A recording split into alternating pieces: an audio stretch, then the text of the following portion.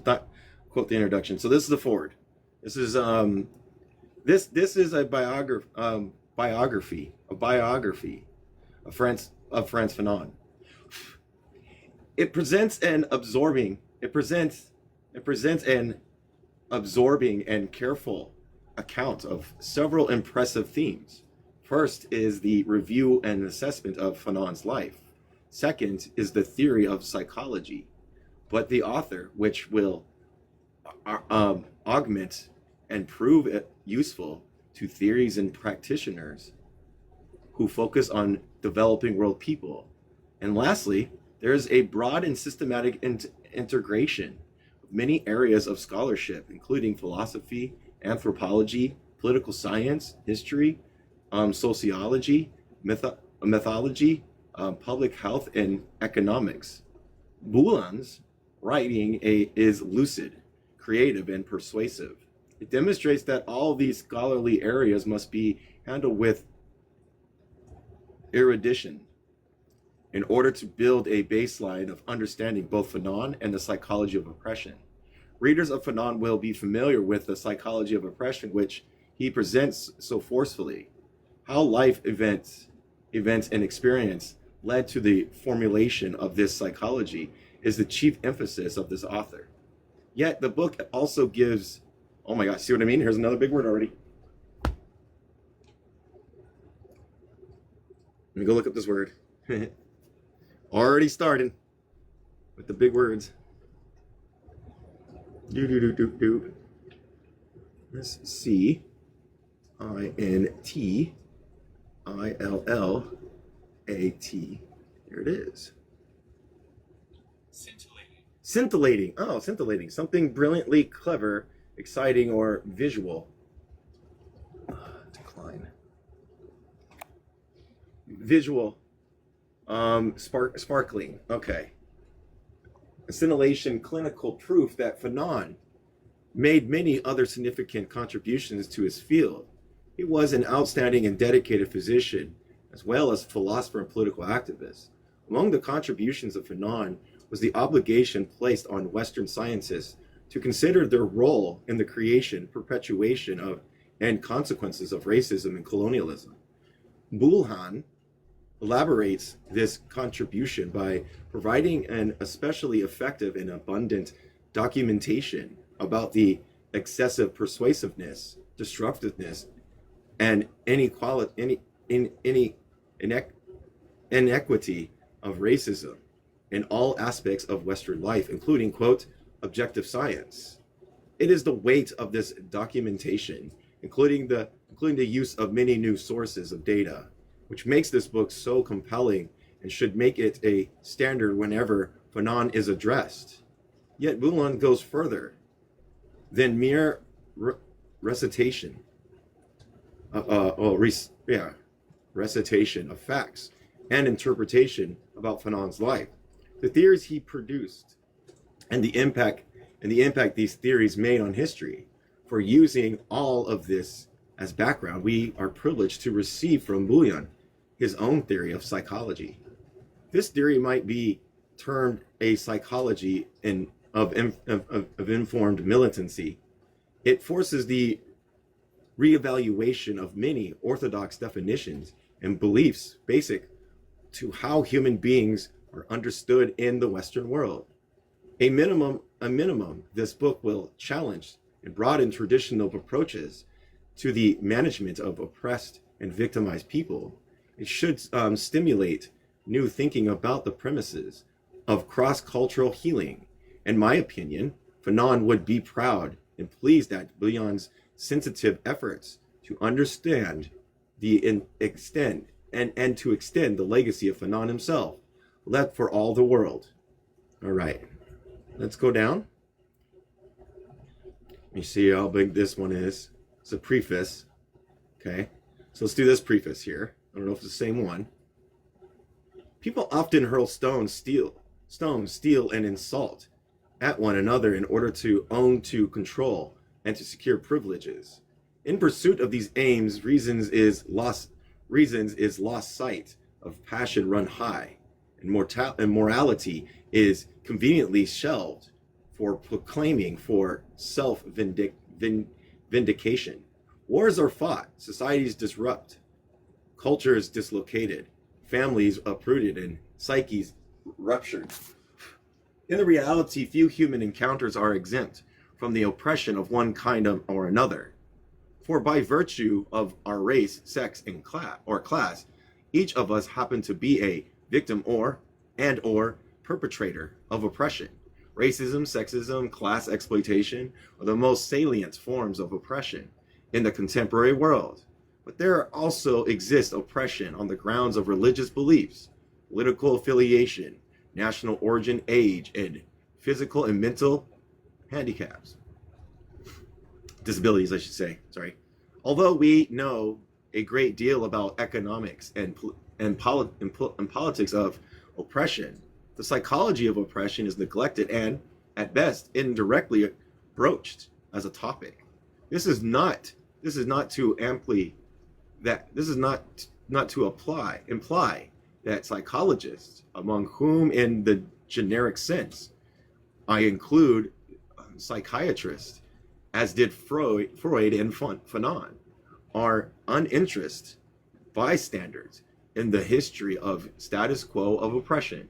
On the contrary, establishment psychologists have not only been active participants in social oppression, but also silent beneficiaries of its many privileges. My aim here is to demonstrate this historical complexity, present the Fanonian alternative, and outline the central features in the psychology of oppression. I will focus primarily on race, and secondarily, on its twin pestilence of sexism and class exploitation. In particular, this work is on the cycle of violence and captivity in which two races, black and white, are enmeshed. It is also on Frantz Fanon, a revolutionary black psychiatrist, whose insights inform our analysis. The roots of black-white problems do no doubt run deep in history and in the collective psyche. Fanon traced them to two related disasters. Quote, the disaster of the man of color, he wrote, quote, lies in the fact that he was enslaved. But he also added, quote, the disaster of inhumanity of the white man lie in the fact that somewhere he was killed him. The following pages examine the various manifestations of black enslavement and white predation from historical and contemporary vantage points. Since this work adopts the hopes to advance a Fanonian perspective, it is necessary to clarify the substance of this perspective and develop it and the development of the man who pioneered it. I take issue here with earlier interpretations on Fanon's new data to shed light on controversial aspects and bring into the discourse his seminal but neglected insight of the psychology of oppression. To discuss the psychology of oppression is, of course, also to pose the question about Euro-American psychology and its relationship to oppression. A superficial look at establishment psychology is diverse theories, profusion of findings, and diverse practices would suggest that Euro-American psychologists hardly ever speak in one voice and seldom act in concert. But a closer scrutiny, in which the perspective of this oppressed is taken, reveals a remarkable unity of thought and action among these psychologists. We will show that, by and large, their scholarship and practice is unwittingly caught in the same historical violence and captivity as are the psyches they seek to understand and heal. Every responsible critique offers an alternative solution. The Fanonian perspective elaborated in this work also suggests alternative priorities and orientations of establishment psychology. Having outlined how historical and systematic violence are lived out in interpersonal relations and personal conflicts, I explored directions of social reconstruction and self-reconstruction. The pitfall of traditional therapies are now widely recognized, but what has yet to be sufficiently appreciated is the difficulty of transforming a systematic, a systematic violence in sedimented captivity by simply applying or adopting sanctioned theories and techniques. This is particularly when the sanctioned theories and techniques serve to justify the status quo of oppression and are used as instruments in social control. I must emphasize that this work makes no pretense of dispassionate and detached analysis. Racism has wreaked havoc for generations, forced many to seek refuge in wildness, and wrapped this so-called normal majority in a bankrupt culture of silence. To pretend the detachment or neutrality in such matter is indeed dishonest and contrary to Fanonian perspective. It would surprise me if reading the following chapters does not invoke much that is usually masked by the professional consonance and neutrality and detachment. My hope is nonetheless to provoke thought about our shared predicament of captivity, lay bare repressed but festering wounds, and suggest a direction for change. A project such as this is undoubtedly ambitious and even perilous. But then I deliberately set out to defend historical conditions, social boundaries, and sanctioned ideas imposed from without. I think the acknowledgement is just going to be acknowledging. I don't ever read the acknowledgement. Contents. Okay, now we're on table of contents. Okay. What's the first one? Hold on. The first one is the overview of biography and history. We're probably going to go over that. Forward. Sorry, everybody. I'm just like, it's been a while since I read this one. Okay, over the biography and history. Quest of paradigm and introduction. Oh my body, make me a man who always questions. Oh my body, make me a man, make of me a man who always questions. Fanon's Black Skin's White Mask. In 1942, less than a year before Frantz Fanon's birth, Hendrik Verwoerd was granted a degree as Doctor of Philosophy after completing his dissertation in psychology. Significantly, the title of his thesis was, quote, "The Blunting of the Emotion." Now you can tell this is like an a British person because they do this. On 19th October 1950, a year before Fanon defended his doctoral thesis, Verwoerd became the Minister of Native Affairs, wielding an awesome power and absolute control over South Africa's 8.5 million black people, nearly 4/5 of the country's total population. Through the Department of Native Affairs and its numerous radical laws, Verwoerd controlled, regulated, and tyrannized black people on the farms, in the towns, and on the reserves. By 1858, Verwoerd was the leader of the ruling Nationalist Party and the Prime Minister of South Africa. Fanon was then 33 years of age and a committed revolutionary, fighting against colonialism in Algeria. The two men, Verwoerd and Fanon, were psychologists who put to practice their professions in ways that made history and affected their lives of millions. Except for their similar interest, the study of and the desire to change human psyches and behaviors, the two men had little in common. In fact, they were as different in social backgrounds and skin color as they were diametrically opposed in temperament, ideology, and commitment. Verwoerd, I can't say his name, as a staunch white supremacist, a Yahtzee sympathizer, an avowed anti-Semite, and a leading architect of apartheid in South Africa.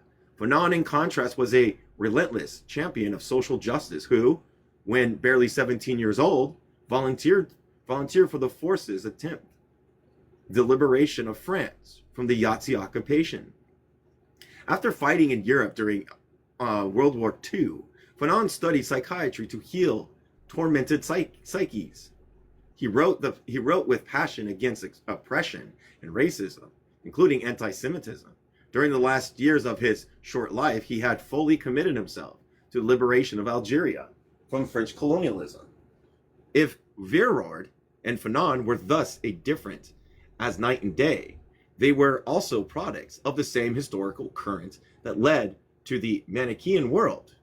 Inhabited it. So we're gonna look at what Manichaean world is, because that's important. We gotta know that. Manichaean world. Okay? We're gonna write it out. Manichean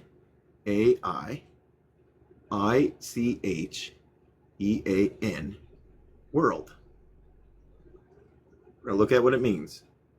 So a worldview that perceives reality in strict black and white dualities. So the Manichaean world is the black and white world. So when you hear Manichaean, it's the observation of the black and white world, black people and white people, and how they interact with each other and how they create conditions through their interactions and stuff. So, and it's usually white person superior, black people of color inferior. That's the Manichaean world, where white people try to dominate. Well, yeah, the white world dominates over black people. So the Manichaean world inhabited two species, white and black people, oppressor and oppressed. But just as he did tell us. So my bad, he did tell us. But just as there can never be a night without a day, these two species locked in combat reside on but two banks of the same river. The historical greed for profit and power, which had long eroded their shared humanity, pitted one group against the other and led to the elaboration of barriers woven of steel, and as well as of myths, the pseudoscience of phonology and shit like that, yeah, that obviate genuine contact and reciprocal recognition. The ordering of the material world and the structures of the psyche have both been arranged in ways confirming that one group is white and therefore good, and the other is black and therefore evil, the Manichaean world. Verwoerd belonged to one camp, and he committed himself to fortify it with awesome arms. Fanon was born into the other camp, and he sought to change the two camps and their underlying Manichaean psychology. Those interested in the psychology of oppression can learn much from these two psychologists and their application of psychology to different ends. For one thing, both of them unmistakably demonstrate how untenable can be the well-rehearsed claim of professional neutrality and objectivity. For a psychologist, as mortal and social beings do indeed belong to groups revealed their own share of ethnocentrism and engaged in battles no less violently or viciously than do others in society. Verwoerd in Fanon presents models of psychological practice as they offer summations of a collective experience. Their life histories no doubt reveal obvious contrast, which with idiosyncrasies, we're going to look up that word, idiosyncrasies. So we're going to look at what idiosyncrasies mean. It's idiosyncratic. So we're going to look that up. I have to look up that word later today again. IOSYN. There you go. Idiosyncrasies. Yeah. So a distinct, unusual habit, behavioral quirk, or a characteristic that is unique to a specific person or thing. Okay. Idiosyncrasies and unique personal qualities. But more remarkable is how their individual biographies are exemplar summaries, culminations, as well as pathos of collective histories. Even their places of birth and circumstances of death show a telling continuity between individual biographies and collective histories. Born in the Netherlands and the son of immigrants to South Africa, Vinroor lived to implement for his generation the mission of domination, exploitation, and self-aggrandizement that for centuries Europe and its descendants had unleashed upon people of color. Fanon, the grandson of a former slave, was born on one of those Caribbean islands where plantations and slave labor provided the capital for the Industrial Revolution and whetted European appetite for more profit, more conquest, and more intrusive self-extension. Vinroor personified the boldness, narcissism, violent pursuit of dominance, and skillful self-exoneration of those long accustomed to being, quote, white, and, quote, masters, readily imposing their will and whim on others. Psychology is its assumptions, theories, and techniques present little cognitive dissonance to Vinroor, his social aims, and actual practice. He thus rapidly applied psychology to secure and fortify white supremacy. The psychology worked for him and for his constituency with amazing effectiveness. In contrast, Fanon personally experienced the suffering, the gnawing doubts of the alienation of oppression. He delved deep into the social inferno Europe had created for millions, found his destiny inextricably bound to theirs, and sought to build on the very ashes of that inferno a world of reciprocal freedom and recognition. Psychology, particularly its assumption and theories, presents much dissonance to Fanon and was incongruent in its social aims. In fact, Eurocentric psychology revealed itself more as a part of the problem of domination than as a discipline readily amiable to the resolution of oppression. Like Vinroor and most Euro-American psychologists, Fanon found it necessary to undertake a fundamental reassessment of psychology, basic assumptions, methods, and practice. And in the end, Vinroor's mission was fully accomplished when he died at a ripe old age. Fanon's had only begun when he died in his mid-30s. And that's the sad thing about Fanon. Now, I wonder what would happen if Fanon was able to live longer.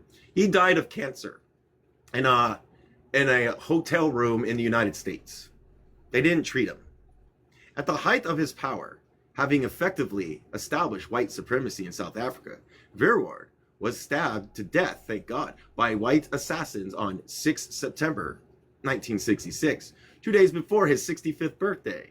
His assassination was later found to be apolitical. He was a not well man who, while in South Africa, security police searched for a communist plot, and accomplices continued to insist that only a tapeworm with serrated edges made him kill Vinroor. Another wild person, white man, had made an attempt on Vinroor's life in 1960. This coincidence led Alexander Hoppe, 1967, to pose the interesting question, quote, what torment did Vinroor raise in the disturbed minds of 2 members of the privileged white community to make them want to unalive him?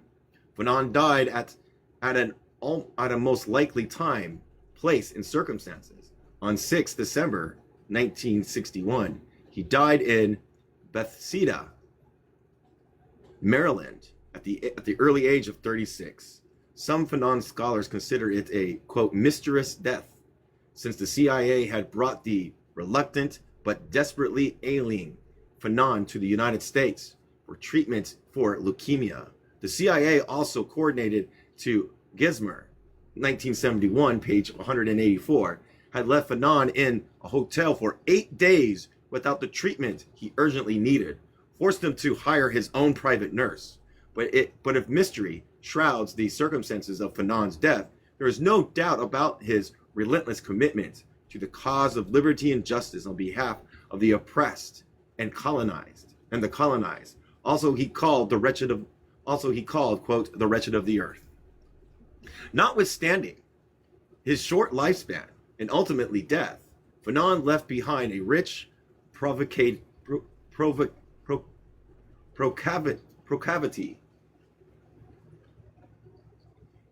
and inspiring legacy. It is a legacy full of insight, courage, and commitment and committed praxis. Aspects of that legacy, of course, are highly controversial. For Fanon was no ordinary man, neither in ideas nor in practice. One always runs the risk of canonizing and verifying the man. His ideas and actions depending largely on one perspective. Some have called him, quote, the prophet of revolution, the original thinker who, quote, is to Africa that Lenin is to Europe or Mao to Asia. Others, I.G. Cute, Caute, C-A-U-T-E, 1970, compared him with Che Guevara and even Karl Marx. Some are convinced he was a humanist, a socialist, and a passionate internationalist, whereas others denounce him as a nihilist, an apostle of violence, and a prisoner of hate. His last book, Wretched of the Earth, was compared with Marx and Engels' Communist Manifesto and Schmittler's Mein Kampf. April 30th, 1965, and called the Black Man's Revolutionary Bible. Various memorials honor Fanon in different cultures and continents. There is, for instance, a Boulevard Frantz Fanon, a Frantz Fanon hospital, and a Frantz Fanon High School in Algeria, a Frantz Fanon Center of Milan, Italy, and another in Lagos, Nigeria, a Frantz Fanon Research and Development Center, and a Frantz Fanon School in Los Angeles, California, a Fanon Institution of Research and Training in Boston, Massachusetts, and has Frantz Fanon's collections at the Cantway Liberty of Howard University. During the Ben Bella regime in Algeria, a literary prize was also named for Frantz Fanon. Can you tell he was a little bit influential, everybody? For the past several years, a series of conferences honoring Fanon have been held in Atlanta, Georgia, Port of Spain, Trinidad, Mogadishu, Somalia, and Bellagio, Italy. More recently, when for the first time it became permissible to organize an international memorial of Frantz Fanon in his home island of Martinique, following the emergence of the socialist and more tolerant regime in France. The participants included representatives from the Caribbean, Latin America, North America, Africa, Europe, and Asia. A year later, an international conference honored Fanon was held in Hamburg, West Germany. Such wide recognition of a man who died at so early an age and well over 20 years ago underscores the stature of Fanon and the continued relevance of his ideas to the diverse international community. At least 6 major books have so far been written on Fanon. Peter Gasmer, 1969, wrote a highly sympathetic book and the most detailed biography of Fanon to date. David Coote, 1970, presented a very concise and informative review of Fanon's intellectual evolution. Jack Wabies, 1972, criticized Fanon in a scathing polemic. Irene Gesder, 1973, wrote an interpretive study of Fanon's writing and practice. Renette Zehrer elaborated Fanon's theory of alienation without a Marxist perspective. In addition to political scientists from Africa, Hassan Adam and Emmanuel Hassan, one 1974, the other 1976, I missed it, wrote extensively on Fanon's social and political thoughts. There are also numerous articles and dissertations on Fanon in English, not to mention the many articles in other languages. In this extensive literature, however, there is a marked paucity We're going to look up that word because I have that word all over my other book. Paucity. I just can't say it, so I'm going to hear it. There it is. Paucity, a lack, scarcity, or inefficient amount of something. Paucity of systematic reviews in one crucial area. Fanon psychological and psychiatric contribution. Such a paucity is curious needed. Now that is still a lack. Okay. Indeed, for Fanon was first and foremost a psychiatrist by training and profession. Many of his psychological works, written alone in a collaboration, were published in various psychiatric medical and political journals.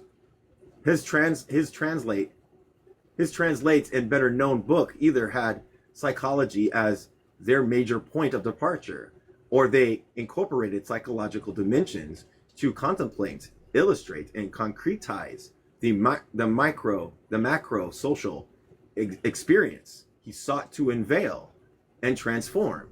With the exception of Paul Adams, 1970, and Irene Grinzer, 1973, 1976, and myself, Wulan, 1980s, ABC, much of the literature on Fanon has by and large ignored his psychological contributions. The reason for this neglect of his psychological contributions are not difficult to surmise.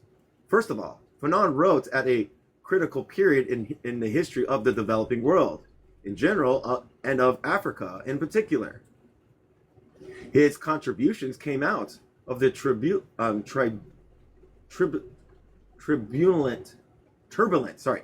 years of the 50s and the early 60s, when many of the former colonies were in the theories of national liberation.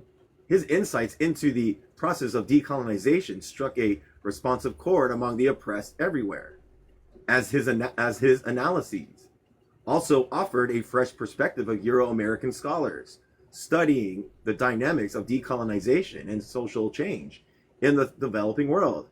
Given the decolonization was most ostensibly dominated by political content, those who wrote on Fanon tended to emphasize his social and political thoughts to the exclusion of his psychological. Second, Fanon wrote most of his best-known works when he was a committed revolutionary in Algeria, in the Algerian liberation struggle. He wrote with passion and urgency on the political agenda for liberation. His psychiatric practice nonetheless continued, and his psychological work were published in professional journals. But these contributions remain in the background, untranslated and inaccessible to most readers.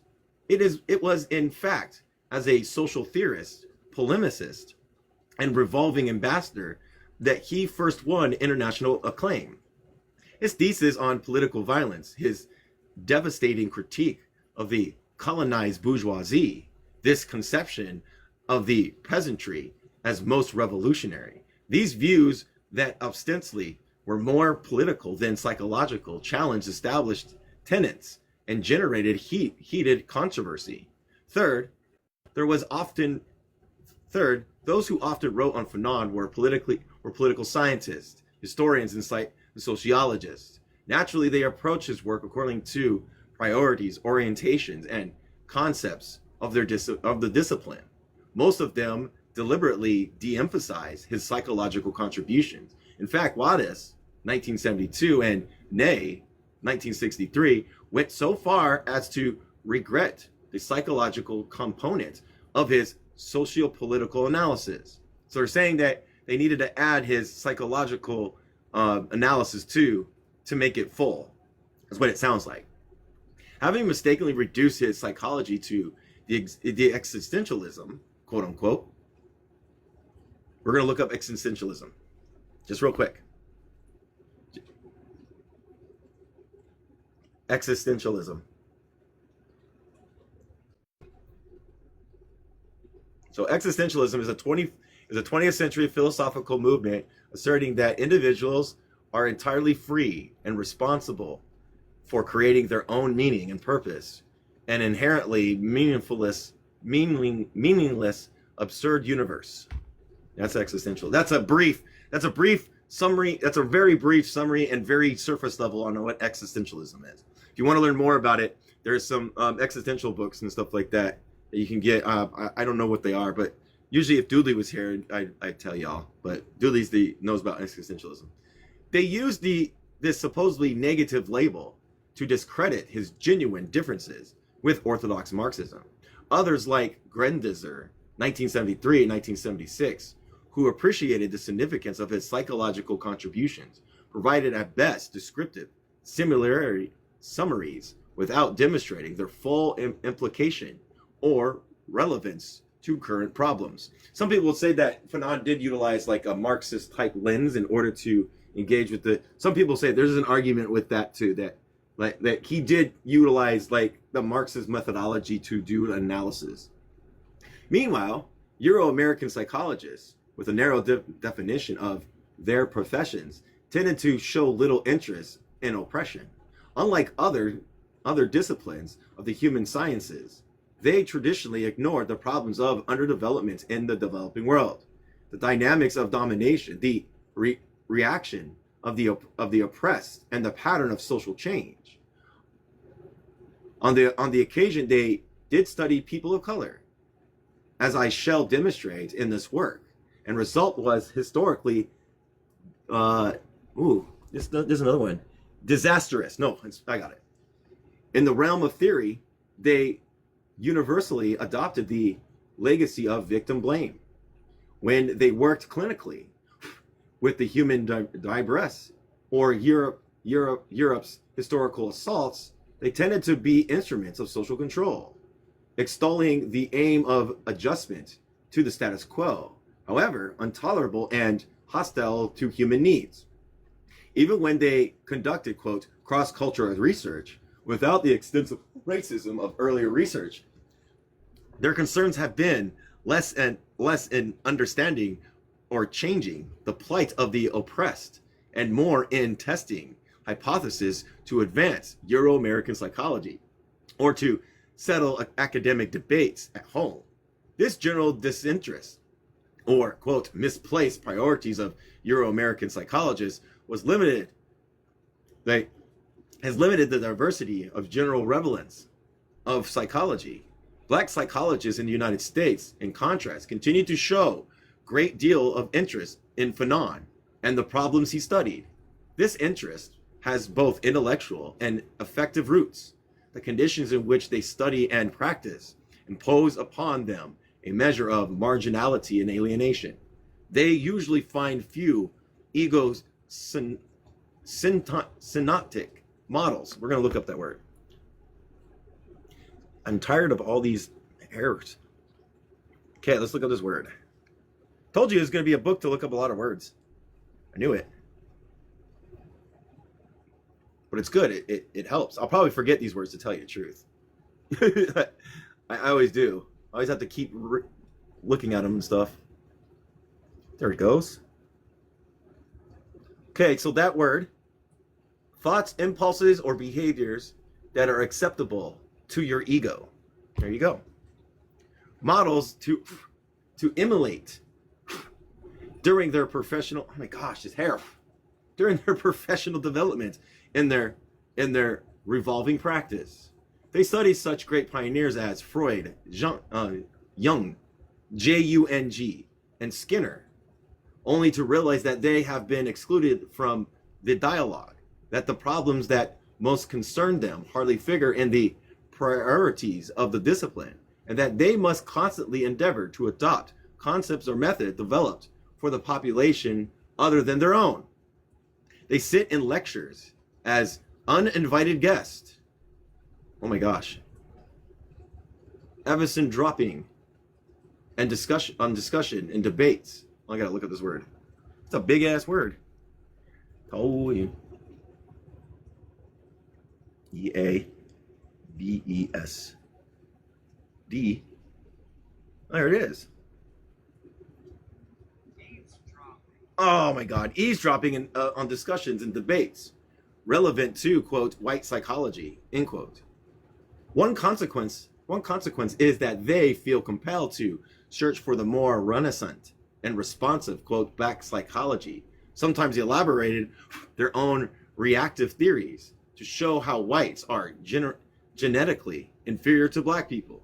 Involved here is a quest for intellectual relevance and an affirmation of identity to essential conditions for professional and personal development. Little wonder that Fanon and his work strikes a resonant chord in black psychologists and the developing world's social scientists. Unfortunately, however, there is yet no in-depth examination of Fanon's psychological contributions. It is obviously never enough to simply endorse the spirit of his contributions. There must be, in addition, be a careful review of the substance and implications of Fanon's work. But even though his contributions remain seminal and incomplete, there is much we can learn from Fanon's thought and practice. For in his quest for paradigms and identity, Fanon's traversed a long and painful course, arriving at results that are instructive as well as inspiring. Yet I am convinced that to leave matters at where destiny stopped him, or to occasionally quote him for convenience, is simply to eulogize Fanon, bearing all the while the man and his ideas. It is more fruitful to build on his works, distill those aspects of his contributions relevant to current problems, and to work to further that which he pioneered. The perspective that we take towards psychology as towards life largely depends on the life and place we inhabit, our social nexus, and our personal social aims. This happens to be the case when we assume that there are universals in human conditions, that certain experiences of peoples are basic and common, irrespective of whether we have in mind experiences in Victorian Europe, contemporary America, suburbia, crowded urban ghettos, or forgotten rural Africa. Indeed, Fanon did concede that even a profound comprehension of a single patient can underscore the universal and the human condition. There are nonetheless two main problems in this regard. First, and still unsettling, is the content of the assumed universal of human psychology, even the multiplicity of culture and the diversities of experience. It would seem that, to paraphrase Cluxholm and Murray, 1948, every person is in certain respect like all other persons, like some persons, and like no other person. Still unclear, however, is exactly what each of us share in common with everyone, with some people and with no one. Second, from our perspective, there is a historical imposition of Eurocentric realities, quote unquote, upon those whom Europeans and their descendants rule and dominate. This historical fact of dominance has given rise to a scandal of global dimensions, in which, as we shall see, the discipline of psychology remains enmeshed. Any consideration of Fanon and his contributions brings to the discourse the effects of that historical scandal and the realities of a large population. Euro-America psychologists, judging from their theories and standardization of their instruments and their usual practice, have completely ignored actively helped in their conquest or joined in their mystification.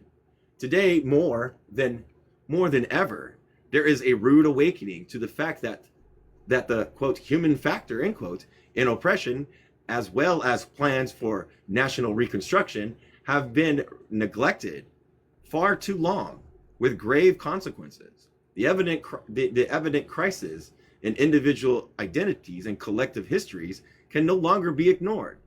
The alarming increase in alcoholism, mental disorders, a personal and state violence in urban urban developing communities and developing countries invite the contributions of psychologists. The last 2 decades have in fact shown how entrenched our inequalities and inequities in economics and the structures of domination actually are. Dreams of equality and dignity have not come true, and old wounds continue to fester more than ever now as the bankruptcy of the assimilated elite in false symbols such as national flag are understood. The high expectations brought on by promises of, quote, national independency and, quote, the war on poverty have faded to be replaced by generalization, demoralization, and cynicism. A homebred demagogues developed little else but more prisons and armies with which to conquer their own people. Psychological analysis and interventions from the perspective of history and human aggregates. Hold on, I gotta do this. God damn it. I hate the puzzle thing. There we go. Aggregates have subsequently gained in demand and urgency. It is by no means insignificant that about 800 million of the world's population, nearly 1/5 of humanity, is impoverished and is constituted a global, quote, underclass, end quote, characterized by malnutrition, disease, and illiteracy, living in squalor. They have the highest rate of mortality at any age. They have chronic health problems and life expectancies of less than 50 years, and they have to reduce capacity for work. This global underclass reflects the extremes of a reality for a large majority of the world's population. Unjust distribution of resources, rapid population growth, and increasing degradation of the environment have forced millions more into destitution, disease, and despair. The suffering of in a world of improved media is compounded by a recognition of what a, quote, good life, end quote, the next door neighbor or that member of another nationality enjoys. The continued decertification. I want to make sure. Decertification. It says it has an S, so I don't know. It could be it. Could be a misspelling. Sometimes these books have misspellings. I doubt it. Let me find it. D-E-R. Oh, yeah, S. S-E-R-T. I-F. Desertification. Yeah, desertification. The process of which fertile habitable land, typically in arid and semi-dry areas, becomes degraded and turns into a unproductive desert. So that's what they're doing. They're causing famines. Yeah. Desertification of land, reducing soil nutrients and arable land combines with the desertification of values and threatens social degradation and even disintegration, and even, quote, cultural extinction, end quote, in parts of the developing world. You can also say that this is also happening in the United States towards indigenous and black people too. Urban settlements in the developing world rose from 4% in 1920 to 41% in 1980, with the appalling increase of slums and shantytowns. Political repression and upheavals have also given rise to an ever-increasing number of refugees who are left nothing else but to, quote, vote by their feet. In reality, most of these problems are man-made. More is obviously involved than the natural disasters when, for instance, over 30% of the world's gain is fed to livestock and poultry each day in order to cater to the appetite and taste of the haves, quote unquote, like the haves and have-nots. Whereas only 2% of that grain would eliminate undernutrition among the have-nots. Something is indeed wrong when the international community is unable to raise $40 million a day for clean water or for all people, Although no less than 1.4 billion a day is spent on weapons, with global spending on weapons research and arms exceeding $500 billion a year. Eklund in 1982. In short, there are choices to be made, priorities to be refined, populations to make themselves heard, and new psychology to find relevance among the dispossessed. And it is in considering such problems that Fanon and his work are particularly significant. Everybody's doing all right? Everybody's enjoying the book? This work has three main objectives. First, it seeks to present a comprehensive view on Fanon's psychological contributions. The approach taken to achieve this objective assumes a unifying thread in Fanon's personal expertise, thoughts, and practice. Thus, I shall review his personal development, intellectual evolution, and changing practice. Second, this work attempts to demonstrate the historical complexities of Euro-American psychology in global oppression, which the historical account and critique are necessary because the search for alternatives has meaning and value only when the status quo is clear. The assumption here is that psychology does not exist in a social vacuum, and that psychologists are rooted in their society and time. Thus, we find armies filling aims of conquest of their society. So we do discover psychologists unifying domination and conquest. Third, this work attempts to develop a framework for future studies advancing the psychology of oppression. This last objective is necessarily, primarily, and exploratory.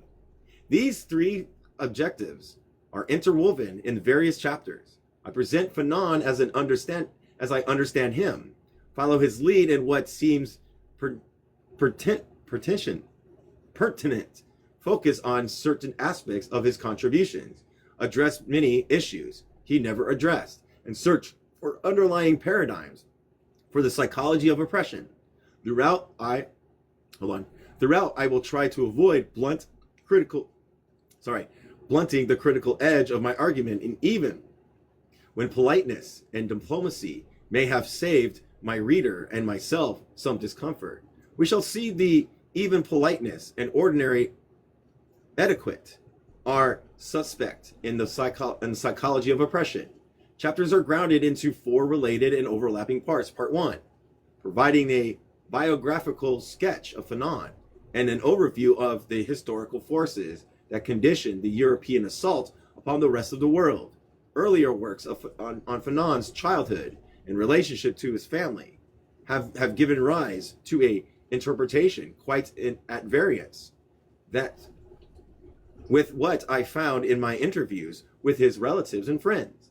I shall represent the facts I obtained and show that some of the earlier interpretations are indeed suspect. The chapter following this biographical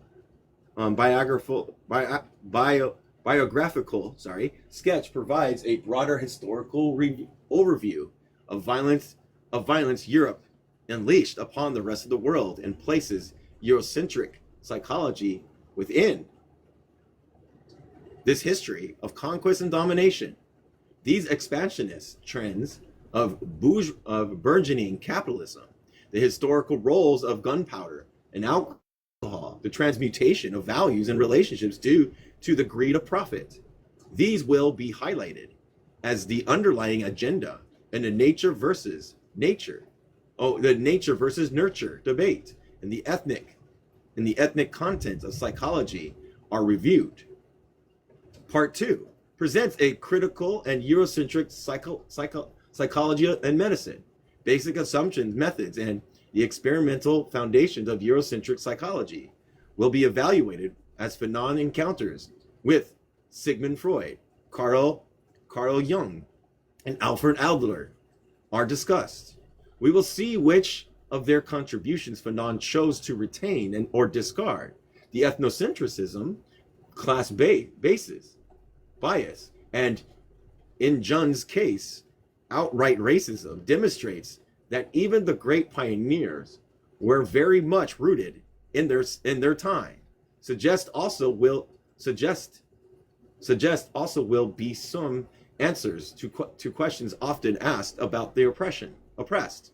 Why, for instance, do the oppressed manifest high resistance and suspicion when confronted with seemingly innocuous research questions?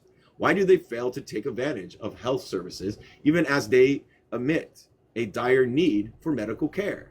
How can one explain the high dropout rate observed among these of them who seek therapy? Why is it often so difficult to arrive at a correct diagnosis regarding maladies and of the oppressed? And even when they are correctly diagnosed, why do such patients deliberately subvert the very prescriptions that would restore their health? Fanon's seminal ideas suggest tantalizing answers to these questions. Chapter 6 is a theoretical discussion on the psychology of oppression in general, as well as on slavery and colonialism in particular. I examined three major paradigms of oppressors: oppressed relationships, including Hegel's master-slave dialectic, Manoni's colonizer-colonized dynamic, and Fanon's reformulation. It should be clear from this that the oppressors dehumanize others for privilege and power, whereas the oppressed forfeit their humanity and freedom out of fear to confront institutionalized violence and internalized prohibitions. Part 3 deals with violence in various forms of death, pivotal to oppression and to Fanon's thought. Violence requires a careful and in-depth inquiry. I therefore refine violence, offer a taxonomy amenable to consideration of problems in social oppression, and discuss why Fanon's thesis on violence remains the most controversial aspect of his thought. I review and critically evaluate that controversy and present data to elaborate aspects of Fanon's thesis on violence.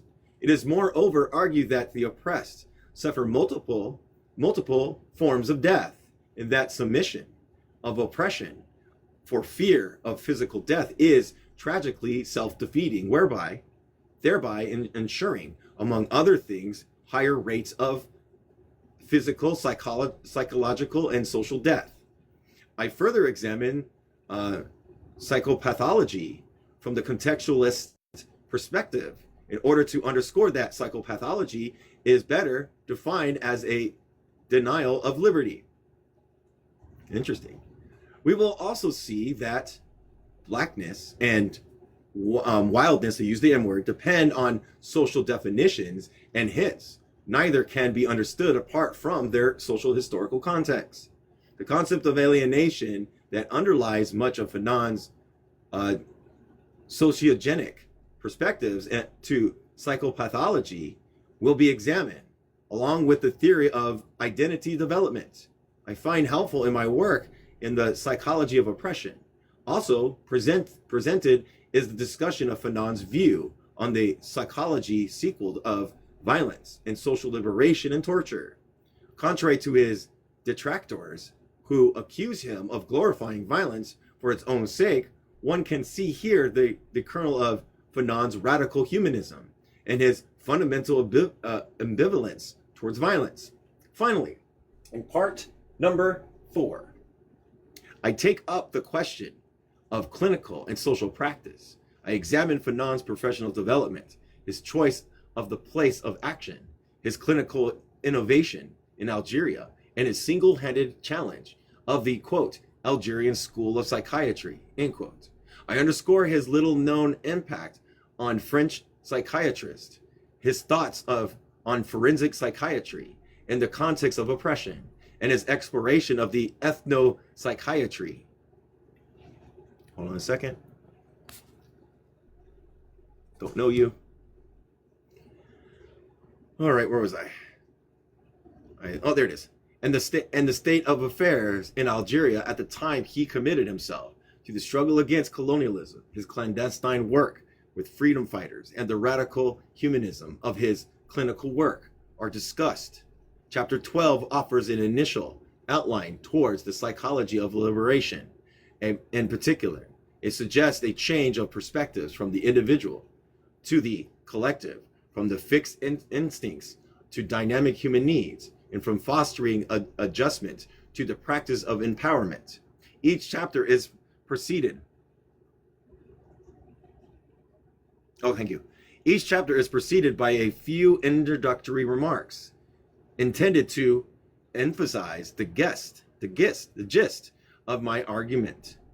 Taken together, the chapters represent a intimate look at Fanon, the historical panorama, and diverse data.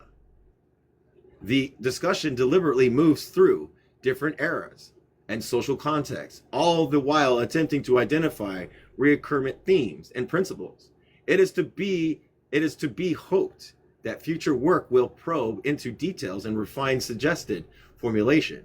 But for the goals I set for this work, I cannot help but serve a large menu in huge chunks, offering the only consolation and indigestions to put is but a minor problem in oppression. Before embarking on this menu, however, 3 caveats should be emphasized. First, this work makes no pretense of evaluating Euro-American psychology in its totality. Rather, it considers only those aspects of the legacy in psychology that historically contribute to social oppression, to write instead on what theories and techniques in Euro-American psychology promise valuable applications to psychology of oppression or the liberation has not been my aim here. Although I believe that clarification of historical pitfalls as presented in this work prepares the ground for future endeavors in that direction. I do not here intend, it looks like therefore, a reactive indictment of Euro-American psychology in total, that's what it means, but only a careful critique in certain aspects in work in order to provoke thought and interest and issue along neglect. So he leaves this work open for anybody. That's good. Second, as stated earlier, this work is primarily on racism. Following in part Albert Memmi's 1868 cognate definition, I used the concept of racism to mean the generalization, institutionalization, the assignment of value to real or imaginary differences between people in order to justify a state of privilege, aggression, and or violence. Involving more than a cognitive and effective content of prejudice, racism is expressed behaviorally, institutionally, and culturally. The ideas or actions of a person, the goals or practice of an institution, and the symbols, myths, or structures of society are racist if A, imaginary or real differences of race are accentuated. B, these differences are assumed, absolute, and considered in terms of superior and inferior. And C, these are used to justify inequality, inequity, exclusion, and domination. The focus on racism runs the risk of de-emphasizing the significance of other modes of oppression, notably class oppression and sexism. Much of the data presented here concerns Black people who in reality are working class or belong to the underclass. Okay. It is equally about Black women and Black men. I consider the debate on race versus class digression when the Black middle class argues for the primacy of race to unmask its historical complexities with oppression, or when traditional Marxists minimize the significance of race to underline the crimes of Europe and its descendants against people of color. On wonders whether such minimization of racial significance also reflects the hidden racism of white radicalism. As this work illustrates, I am of the opinion that only a dialectical consideration offers a fruitful analysis and a program of action. Fanon's point that colonial economic superstructures is also a superstructure, that the cause is also the consequence, is yet to be adequately appreciated. The dialectical relations between the superstructure and, the substructure. Sorry, substructure was first. Substructure and the superstructure, mode of production and culture praxis. The psyche will be intimidated. Oh, intimidated. Oh, oh my gosh. I can't say this damn word. Watch, I'll spell it out and I'll be able to say it. So it looks like he's going to take a dialectical approach to this too, so that's good.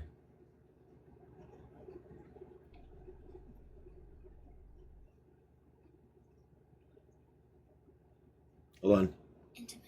Oh, intimated here with the data available on black people in the United States and South Africa.